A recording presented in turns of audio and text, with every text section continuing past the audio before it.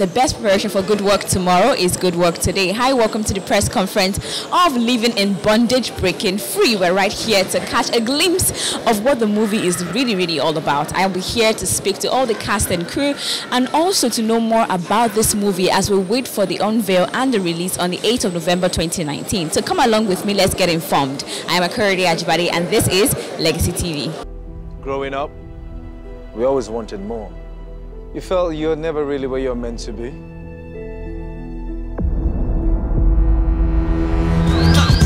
How would you describe the experience on set, generally, cooking up this really wonderful job, work? How would you describe the experience generally? It's like comparing Stone Age with the modern age, comparing analog with digital, comparing 20th century with 21st century. The first Living in Bondage was shot in the 20th century.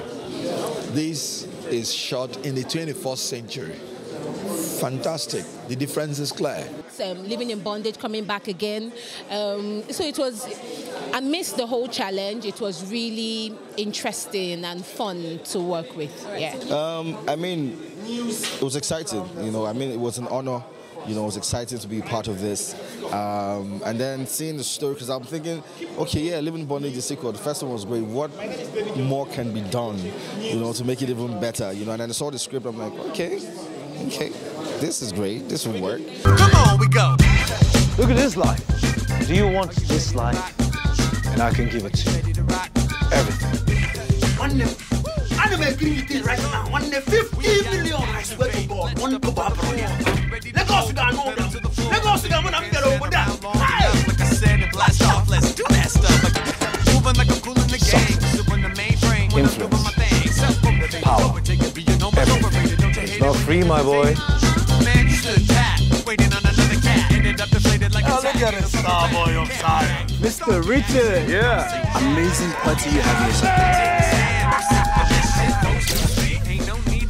What's that unique thing you want everyone to look out for in this renewed Living in Bondage?